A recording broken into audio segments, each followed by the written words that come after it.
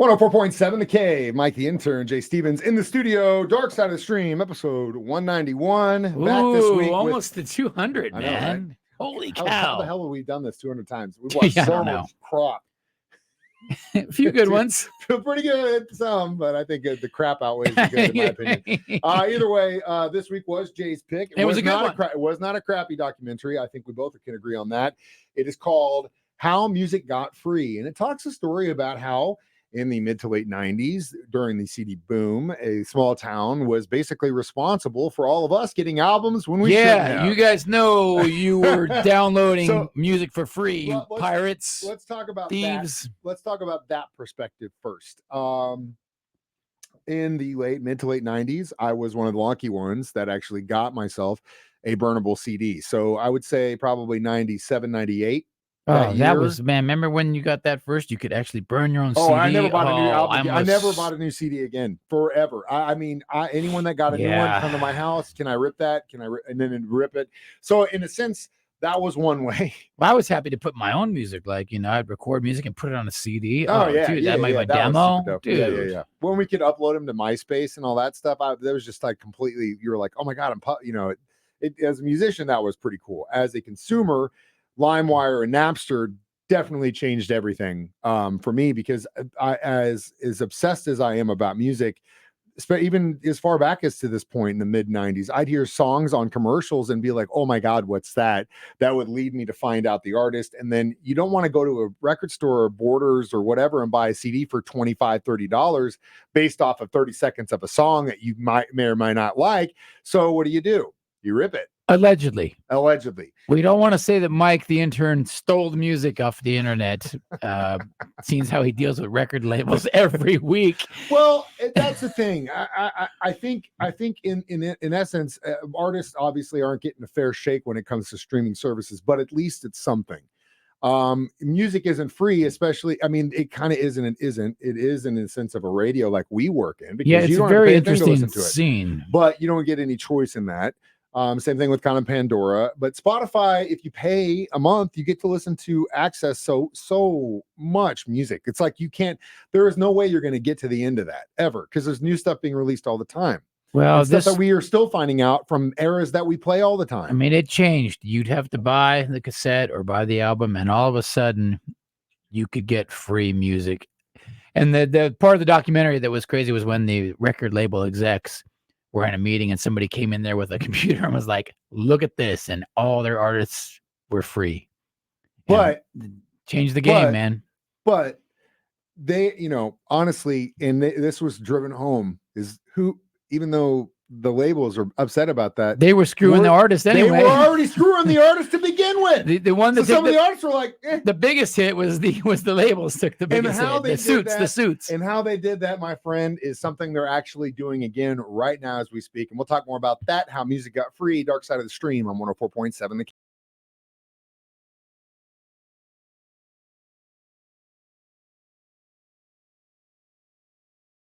Mike the Intern, Jay Stevens back in the studio, Dark Side of the Stream, episode 191, How Music Got Free. So, Jay mentioned at one point, a guy comes in with a computer and shows him, brings up LimeWire, like, look at all these records they can get for free. Well, before that, it was very interesting because it all makes perfect sense now to me, especially, I think I kind of knew this, or had the feeling about this, but after seeing it, it definitely hit home. Okay, so in the mid to late 70s, music flatlines, music purchasing level flatlines.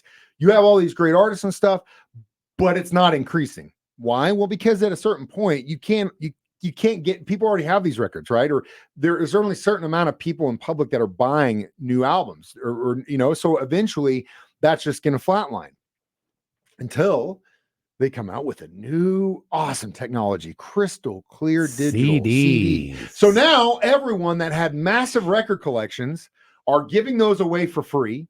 That's where I come in and go get them really cheap at the thrift stores and all those stuff. That's where I started collecting, when everyone started getting them away. And then they rebuy all those albums they have now on digital. And the record labels are swimming in cash. And that was a big thing. Like now, An album comes out, it's like a surprise. You're like, oh my God, they just released a record. Nothing. Back then, when they would release an album, it was like a movie premiere. Oh yeah, it was a big Labels deal. had so much damn money to throw at that crap. It was unbelievable. Videos, MTV, Reps, A&R ads, guys, magazines, ads, marketing.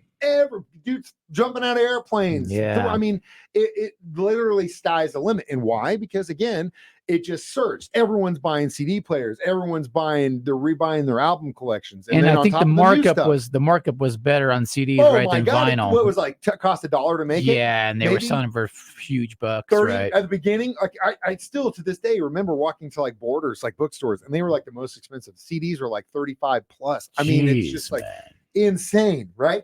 Well, guess what, guys? They're doing it to you again. Mm-hmm. All of you that sold your record collections that are getting back into vinyl, you're rebuying those albums. I noticed albums are expensive. I don't buy them, but I did. My kid was looking, and I was like, "Oh my gosh, I can't believe these old albums they're new. They're expensive." There is a case to be made for the audiophile. For example, there are represses of albums that might not have sounded good when they came out. They've repressed them using the original masters. Sometimes that works out and it sounds better. But again, they're doing it all over again. It's essentially, but it's crazy to me because now vinyl records is the most physical sold media over CDs, right? Which is so crazy, now everyone's right? rebuying their stuff, and you got all these kids that never bought CDs in their life that they're starting record collections. Yep. So there's a lot of money to be made. Unfortunately for the label, a lot of scams. There were two dudes that basically just two guys that ran this whole thing, which amazing. Blows my mind. Amazing that it was some teenage kids, really, basically. That's the thing. Behind we'll all get to this in the meat of this documentary next. 104.7 The Cave.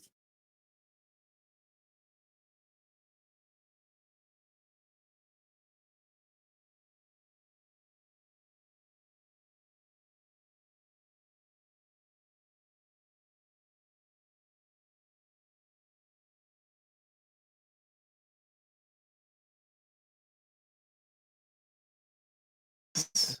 104.7 The Cave. Mike the Intern, Jay Stevens back in the studio. Dark Side of the Stream, episode 191, How Music Got Free. So we talked about, or at least I did, my own personal pirating experience, why the labels were so pissed off about it. And really, I just, as a kid again, when you would find albums that just got released or hadn't been released at all yet, you had to think like, well, is there someone like individually in each one of these camps, like someone working with this artist that's like, oh yeah, that gets passed around. Maybe it's a DJ that got, access to it earlier and uploads it. No, man, for the most part, two individuals. Yeah. Teenagers, basically young kids who kind of get with a computer. What a scam. What a great hustle these guys figured out, man. They had a guy that worked at the CD printing plant. Maybe, and that community, that one little spot would go around the world and everybody got free music from that one dude. It's crazy. For one, they used that place to build the CD manufacturing plant. Secondly, pretty much everyone in that community either wanted to work or worked there. But again, yeah, it came down to just one guy. And I remember too, they came down hard. Like for a while, the thought was like you could go to serious prison time if you got caught pirating music. I never got popped when I was living with my parents. The only time I ever got popped was years later. I'm gonna sound like the biggest nerd in the world. Uh-oh. Whenever they were airing the final season of Battlestar Galactica on Sci-Fi, I had to go camping with a bunch of friends for some kind of thing, and I was gonna miss the last episode. Here we go. So you teased me for Backstreet Boys. Dude, Battlestar Galactica is arguably one of the greatest sci-fi dramas of all time. The nerd is strong with this one. Let me ask you, have you watched it? I've seen some. Yeah, when I was a watched kid. An entire episode, not the 70s Battlestar Galactica. I'm talking about the redo in the early 2000s. No, I'm talking about the 70s. No, that's not what I'm talking about, dude. I'm talking about the one they redid in the early 2000s. Watch it. I have listened to the Backstreet Boys and it's trash. Until you've watched the most recent Battlestar Galactica, you have no foot to stand on. That's the sweeper nerds, for this one right here. The one he's calling us out. Call him between the hours of 3 and 7, 417-863-7104, and give this man all your hate. Either way, I got popped because I was downloading it when I got back from camping. All my internet was shut down. What happened? Everything was shut down. I was like, I tried to get online. I was like, what the hell's going on?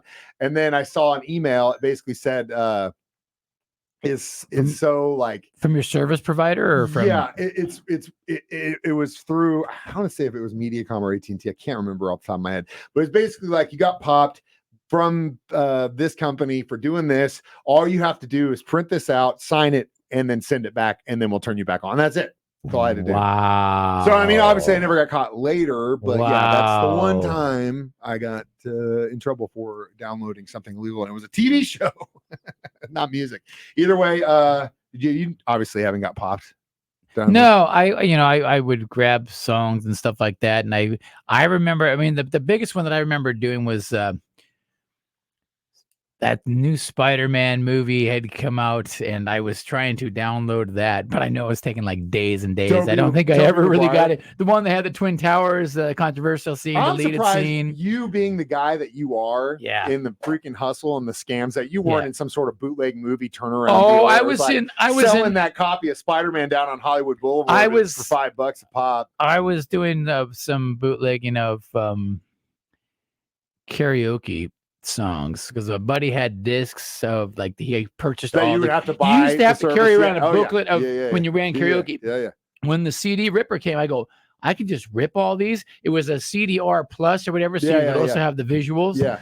So I bootlegged his entire karaoke catalog, so that I'd have my own. Then he had a gig for a long time after that. Made it release a lot better than selling bootleg copies of movies on the streets. Either way, we'll come back with our reviews of this documentary next. Dark Side of the Stream on 104.7 The K.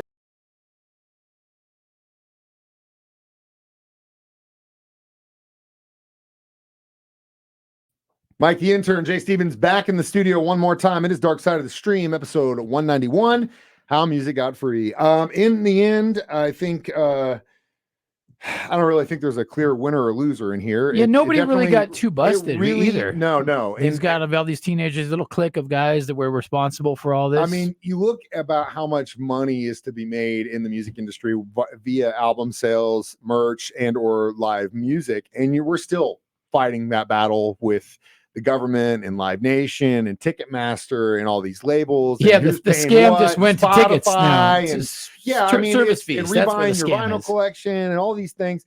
At the end of the day, you got your money. You speak with your money, and that's the big. And we all decide what's worth it to us and what's not worth it to us. I will pay that Spotify subscription forever because I have to listen to music 24/7. And when I find out about a band or a group that I've never heard of before or someone that's new, I want to always listen to it. Again, I just want to have an idea. I don't buy off the cover. I buy with what I hear. So again, thanks to you dudes on the East Coast of this country for allowing me to get access to a lot of music when I was a kid that I otherwise would not have had access to. It was a good documentary. It was definitely really amazing to see that it all stemmed from a few teenagers. They had no idea. No idea. I know I thought about this and I many times in my life that I go, where did all this crap come from? Now we know. Who knew? And thank you, brothers, for doing it. I appreciate you very much. And so does my CD booklets that are just packed to the brim with a bunch of recordable CDs. As we do, how many recordable CDs would you give this documentary? I'll give it a good 4. Yeah, I would agree. Great story. Solid 4. It's nice. It was a very good documentary. It seemed pretty concise. It was only 2 episodes, right? It was nice. It wasn't drawn out. And they had a really good, a lot of industry people, producers, musicians, record A&R guys. Obviously, the people that worked at the plant too, but they actually got some access. Talk to the actual guys. Teenagers that did it. You could tell we're still a little burnt about some of those guys. Eminem's in there talking about it. I was still pretty pissed. Yeah. Hey, man, Jimmy, you stole stuff too. So you know, stop dragging my heart around, bud. Shouldn't have stole that song from Tom Petty. It's karma, my friend. Either way, next week it's my pick. It's a very short documentary about the Brat Pack. It's called Brats on Hulu, and it should be short, but it should be pretty. The Brat Pack. Yeah, you remember that? Yep, I do. And those kids, the pretty boys. Yeah, the pretty boys. Well, they're Judd. He was the tough dude. He was the J of the group. You know what I mean? I love it. Yeah. Either way, we'll discuss that next week. As always, you can watch these live, Facebook or YouTube at 9 a.m. on Thursday. Listen to them for free as a podcast on our 104.7 The Cave app, or during my show at 9 a.m. or Jay's show at 6 p.m. Again, I'm Mike the Intern. That's Jay Stevens. We watch movies documentaries, so you don't have to. It's Dark Side of the Stream on 104.7 The Cave.